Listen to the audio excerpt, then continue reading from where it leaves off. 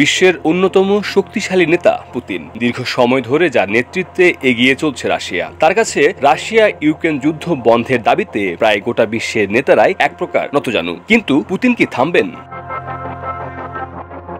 ইউক্রেনে যুদ্ধের সমাপ্তির জন্য মোটা দাগে ৩টি দাবি জানিয়েছেন রুশ প্রেসিডেন্ট ভ্লাদিমির পুতিন। ১. পুরো ডনবাস অঞ্চল।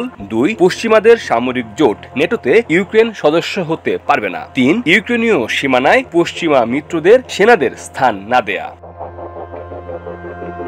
ক্রেমলিনের শীর্ষস্থানীয় ৩ কর্মকর্তার বরাতে ব্রিটিশ বার্তা সংস্থা রয়টার্স এ খবর জানিয়েছে। আলাস্কায় গত ১৫ আগস্ট মার্কিন প্রেসিডেন্ট ডোনাল্ড ট্রাম্পের সঙ্গে বৈঠক করেন পুতিন। ৪ বছরেরও বেশি সময় পর এটি ছিল দুদেশের প্রথম শীর্ষ বৈঠক। নাম প্রকাশে অনিচ্ছুক সংশ্লিষ্ট কর্মকর্তারা জানিয়েছেন, প্রায় ৩ ঘন্টার বৈঠকের বড় অংশ জুড়েই ইউক্রেন ইস্যুতে সম্ভাব্য সমঝোতা নিয়ে আলোচনা হয়। বৈঠক শেষে সংবাদ সম্মেলনে পুতিন বলেন, এ বৈঠক ইউক্রেনে শান্তি প্রতিষ্ঠার পথ খুলে দিতে পারে, তবে কেউই আলোচনার বিস্তারিত প্রকাশ করেননি।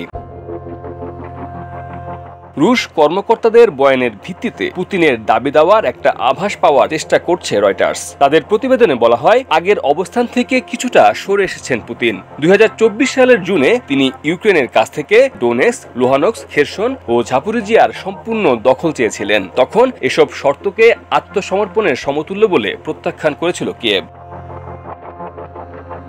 নতুন প্রস্তাবে ডনবাসের কিয়েভ নিয়ন্ত্রিত অংশ থেকে তাদের সেনা প্রত্যাহারের দাবি ধরে রেখেছেন পুতিন। এটি মেনে নেওয়ার বিনিময়ে খেরসন ও জাপোরিজিয়ায় বর্তমান ফ্রন্ট লাইনে অবস্থান স্থগিত করবে বলে জানানো হয়েছে। বর্তমানে ডনবাসের প্রায় ৮৭% এবং খেরসন জাপোরিজিয়ার প্রায় ৭৩% এলাকা ক্রেমলিন নিয়ন্ত্রণ করছে। তারা রাশিয়া সম্ভাব্য সমঝোতার অংশ হিসেবে খার্কিভ ও সুমি অঞ্চলের দখলকৃত কিছু এলাকা ফেরত দিতে ইচ্ছুক বলেও জানা গেছে। তবে পুতিনের শর্তের মধ্যে রয়েছে ইউক্রেনের নেটো আকাঙ্ক্ষা ত্যাগ, নেটোর পূর্ব দিকে সম্প্রসারণ না করার জন্য আইনগত নিশ্চয়তা, ইউক্রেনীয় সেনাবাহিনীর আকার সীমিত রাখা এবং পশ্চিমা সেনাদের শান্তিরক্ষী বাহিনী হিসেবে ইউক্রেনে প্রবেশে নিষেধাজ্ঞা।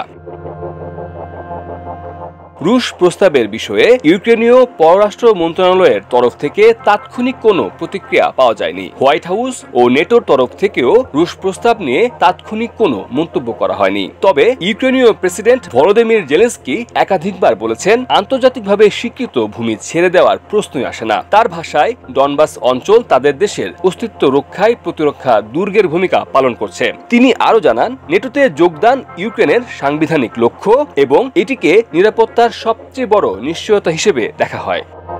মির্জা রকিবুল হাসান, নিউজ 24।